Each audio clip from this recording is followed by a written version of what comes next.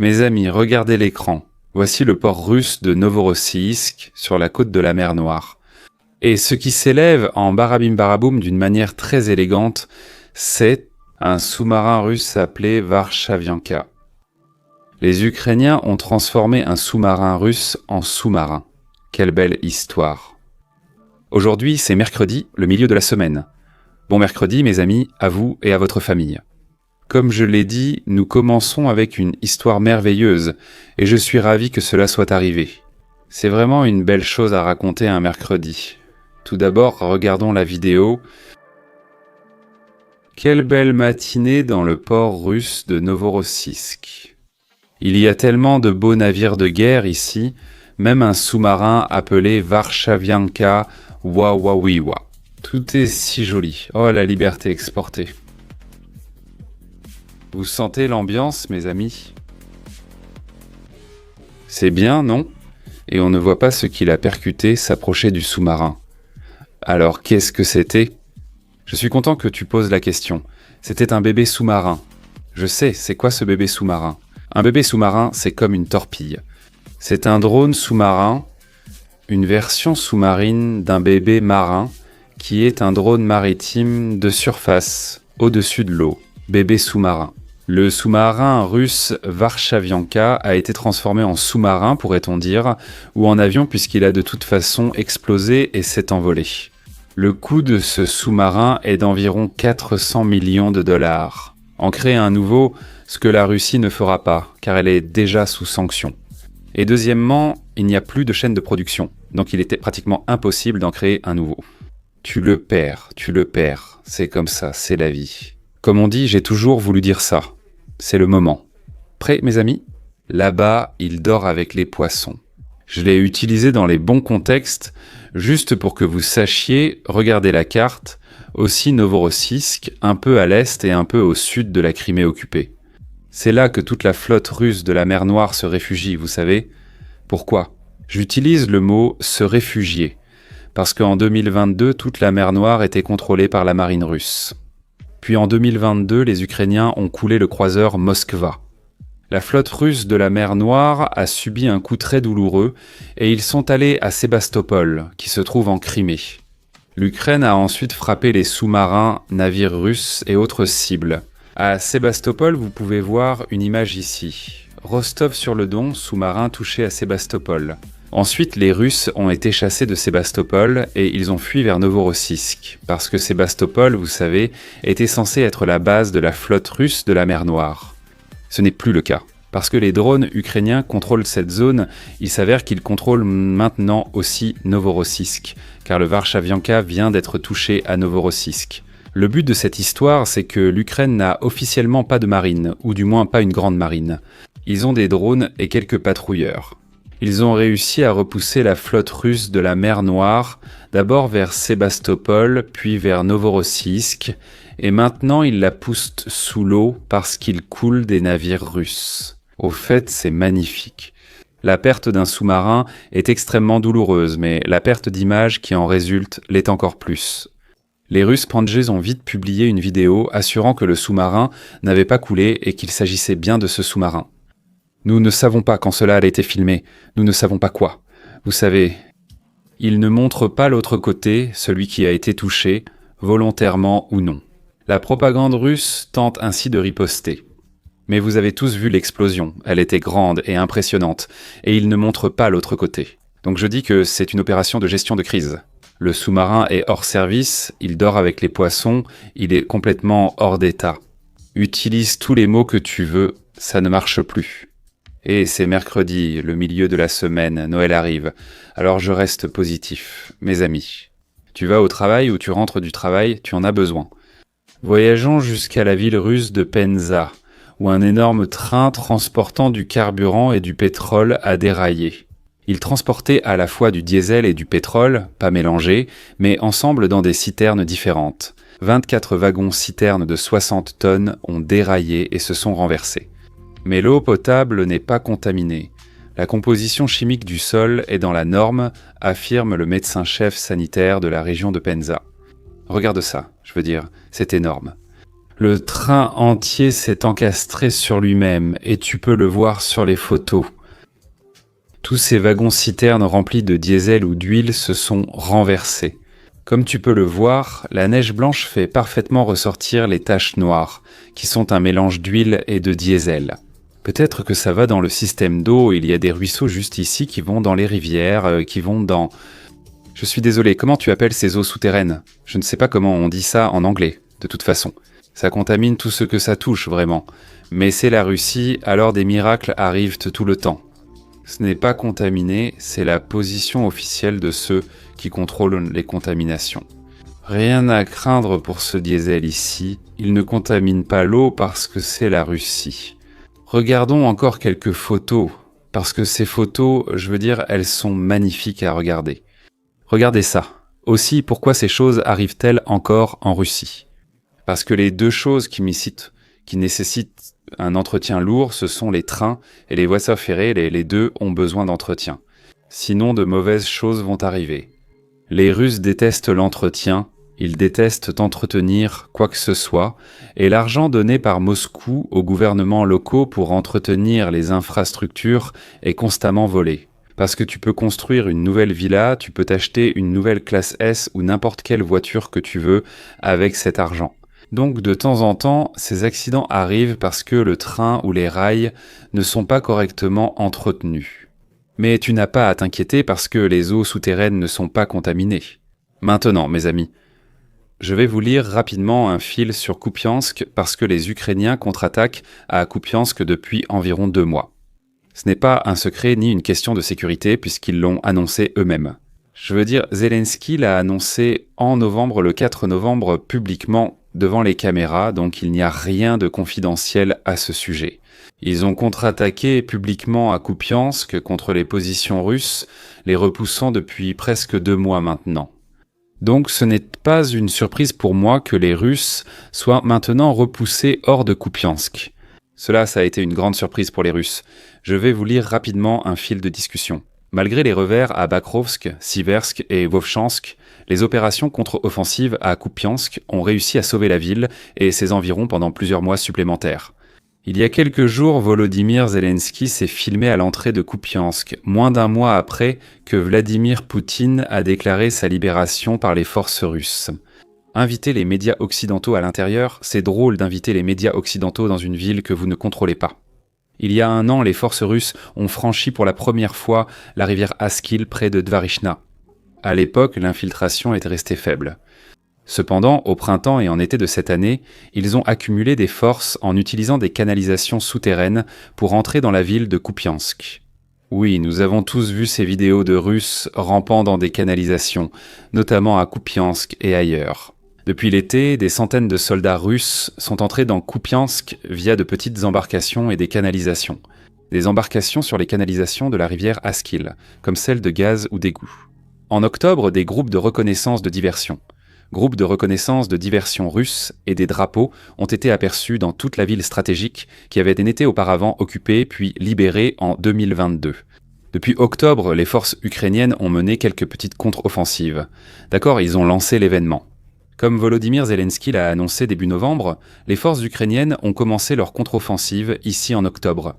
Depuis environ 3 mois, ils font cela. Et maintenant, tout le monde est tellement surpris que cela est réussi. Ils ont réussi à repousser les Russes et en fait les forces russes. Certains sont encerclés à Kupiansk, comme à Tobropilia, combattant dans le centre et coupant les approvisionnements vers la ville, détruisant canalisations et bateaux sur l'Oskil. L'opération a été très longue et elle est toujours en cours avec des opérations de nettoyage. Pour résumer, Kupiansk est un succès pour les Ukrainiens et un échec massif pour les Russes. Et ce qui rend la situation encore plus étrange, c'est que cela a été public depuis le début. Des vidéos sur les combats. Il y a des vidéos sur les Ukrainiens à Kupiansk dans différentes zones et aussi des vidéos sur les Russes à Kupiansk. Et maintenant, il y a des vidéos montrant des Ukrainiens dans les zones où les Russes étaient maintenant auparavant. Et le plus étrange, c'est que Zelensky a annoncé tout cela. Ils l'ont dit. Les dates ont été fixées, nous allons libérer Kupiansk. Il a dit cela le 4 novembre.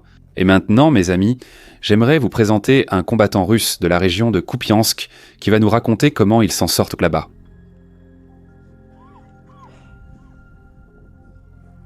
On se barre de cet endroit, là où on nous a largués, exprès en plein dans cet enfer. Je ne sais pas combien d'entre nous vivent encore. Voici notre groupe, c'est tout ce qu'il reste. Je ne sais pas ce qui va se passer ensuite, mais on a quitté cette putain de position. C'est le chaos ici, on se faisait tuer, jeter dans un hachoir. Toute notre compagnie avec laquelle nous sommes arrivés, celle que tu as vue, a été totalement détruite.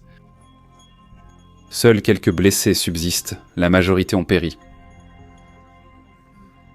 Par un coup de chance, j'ai réussi à éviter toutes ces merdes jusqu'à présent.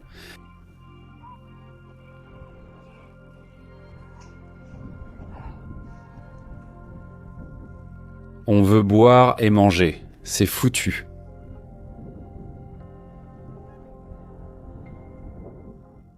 C'est complètement dingue ce que font les Ukrainiens. Il y a un tas de drones là-bas, des corps sont étalés partout. Le commandant Korchun Spartaniet et ainsi de suite.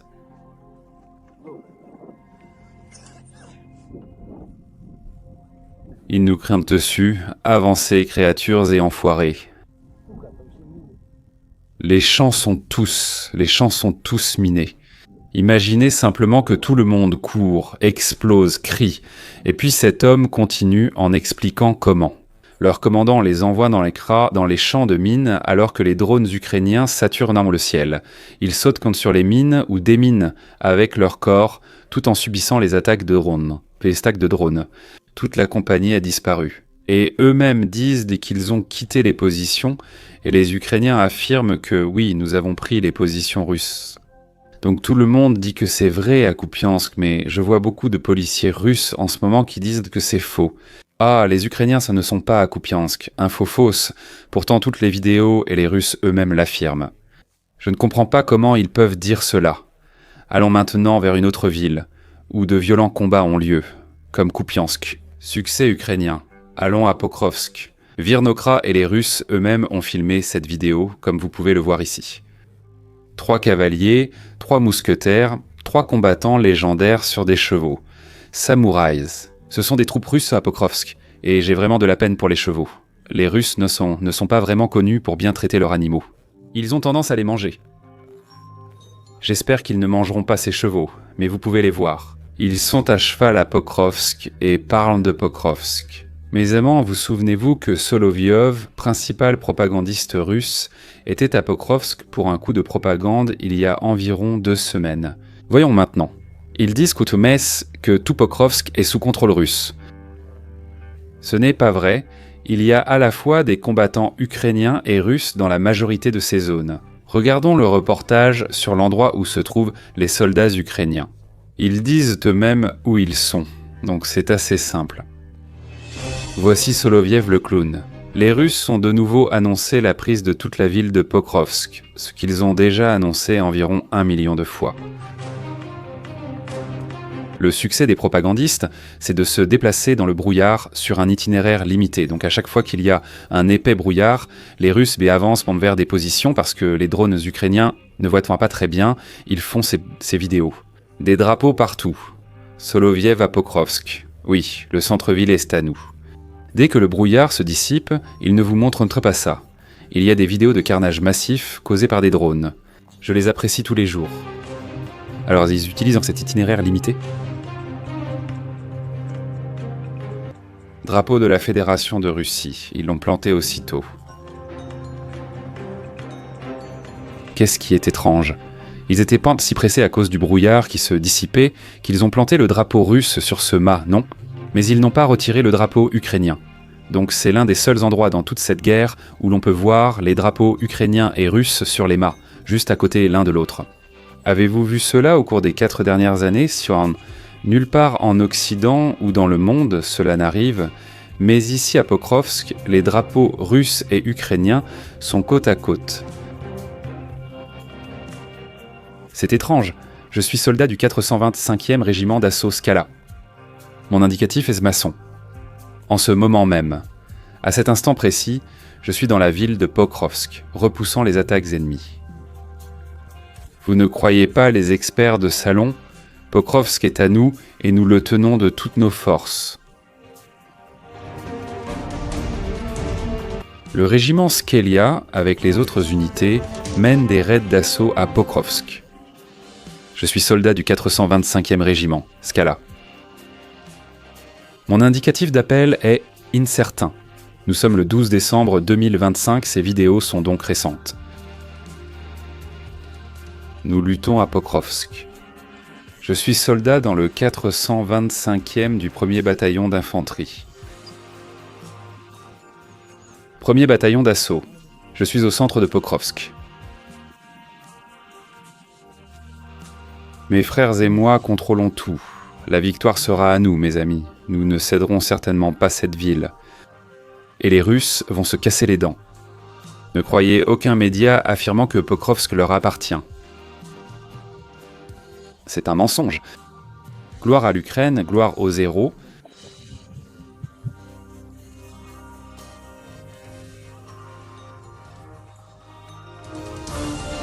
Donc toute cette propagande que les Russes déversent, malheureusement Donald Trump avale tout ça. Je ne sais pas pourquoi. Je ne comprends vraiment pas pourquoi cet homme décide de croire les informations russes plutôt que celles des Ukrainiens. Je n'arrive pas à me le mettre en tête, mais les combattants russes sont à Pokrovsk. Poutine disait il y a un mois que Kupiansk était prise. Maintenant, les Ukrainiens nettoient hortin contre la ville. Les Russes mentent, c'est évident. De nombreuses vidéos le prouvent. Pokrovsk et Myrno-Kharada n'ont pas été prises. Les Ukrainiens mènent des assauts quotidiens contre les positions russes, éliminant de nombreux ennemis dans cette ville.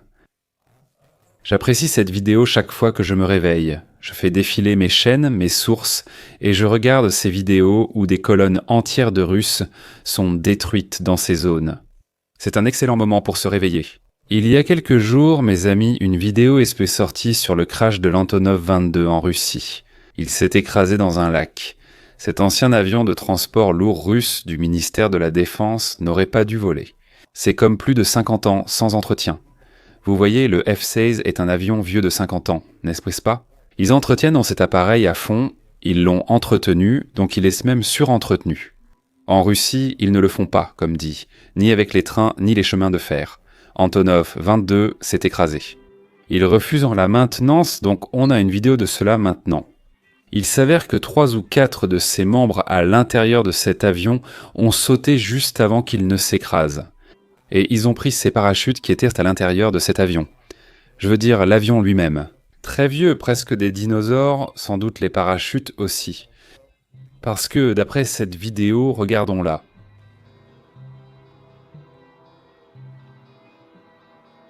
Regardez ça, tout d'abord, l'avion s'est littéralement plié en deux comme une brindille. Ça ne devrait pas arriver à un avion. Mais si l'avion est sans très vieux, peut-être rouillé, peut-être, et que le milieu est vieux et fatigué, disons-le comme ça. Il se casse en deux. Les membres de l'équipage sautent 1 à 1, 1, 2, 3. Ils ouvrent leur parachute, mais ils ne s'ouvrent pas. Pourquoi? Eh bien, peut-être parce que les parachutes ont aussi 50, 60 ans. Ils datent des années 70. Ils n'ont jamais été remplacés. Ils sont super vieux. Et oui, voilà le résultat. On le sait. Aucun membre de l'équipage n'a survécu. Aucun de ceux qui étaient à l'intérieur de cet avion n'a survécu. Parce que c'est la Russie, donc tu peux voir le fuselage coupé en deux, n'est-ce pas? Et ils ont sauté, et les parachutes. Ils étaient censés s'ouvrir, mais ils ne se sont pas ouverts. Je me demande pourquoi c'est la Russie, c'est comme ça. Si vous voulez des informations plus détaillées, voici tout ce qui a été vérifié pour vous. Je ne donnerai pas de détails, mais vous pouvez mettre la vidéo en pause et la regarder. J'ai vu cette vidéo drôle. Je ne sais pas d'où vient cet homme. Il est noir. Je pense qu'il vient d'un pays du Moyen-Orient ou peut-être d'Afrique du Nord. Il espérait être en Europe. Ils veulent toujours être en Europe. Mais il y a une surprise. Je ne peux pas dire le mot, mais regarde ça.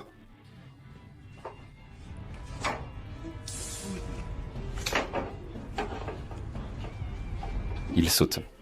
Il est vraiment content. Regarde comme il est heureux. Rossi. Oh. Tu vas au front, mon ami. Tu vas servir de fumier pour les tournesols. Ouais, en Russie, tu es un immigré clandestin en Russie car qu'est-ce qu'ils vont te faire? Ils ne vont pas te renvoyer, mais t'envoyer à la guerre pour prendre des balles. J'ai vu une autre vidéo, je suppose que ça vient encore de la région de Pokrovsk. Voici un drone vu à la première personne ukrainien, avec de nombreuses vidéos vues à la première personne. D'habitude, je ne vous les montrerai pas, mais celle-ci est vraiment trop intéressante. D'habitude, un drone vu à la première personne équivaut à une perte ennemie. Parfois, c'est 2 drones vus à la première personne pour une perte, mais très rarement, on a une occasion comme celle-ci. Je laisse la vidéo s'exprimer. Un drone vu à la première personne touche 1, 2, 3, 4, 5, 6. Je veux dire ces 2-là, 7, 8. Voici l'équipe, mais ces 2 restent à l'écart. Il y a de la fumée. Mais ces 6-là sont regroupés, serrés comme dans un carré de repas. C'est lié et je constate l'explosion du vu à la première personne. C'est suffisant pour démilitariser, démobiliser et mettre KO. Tous ces 6 types, boum, disparus. Regarde ça, c'est un amas de viande, de la viande hachée, très serrée. Regarde, un seul drone vu à la première personne a presque éliminé toute l'équipe. C'est fou, je voulais te montrer ça. On n'obtient pas une telle efficacité. D'habitude, avec un seul drone vu à la première personne, un char peut encaisser jusqu'à 10 vues à la première personne. Et maintenant, mes amis, je veux aller à Odessa, et c'est un bon restaurant, non? Mais vivre en Ukraine, c'est vivre à côté d'un État terroriste, qui est la Russie, qui essaye d'éliminer toute votre culture, votre mode de vie et tout votre peuple. Donc vous essayez de passer un bon dîner avec votre rendez-vous Tinder dans ce bon restaurant. Mais les Russes ont décidé de lancer des Shahed dans les airs. Et juste sur la terrasse de ce restaurant, il y a un canon anti-aérien et il terrasse vers le ciel. La situation est très étrange. Tu manges avec ton copain ou ta copine et là, juste à côté de toi, tu bois ton vin. Juste à côté de l'abattage des drones Shahed. Je veux dire, ce pays, mec, ce pays est solide. Au besoin, ils iront sur Tinder pour chercher un partenaire. Si nécessaire, ils abattront tous les drones Shahed dans les airs. C'était ça, l'édition du mercredi. Mes amis, j'espère que cette vidéo vous a fait bien rire et que votre journée se passe à merveille, ainsi que votre semaine pour vous et votre famille.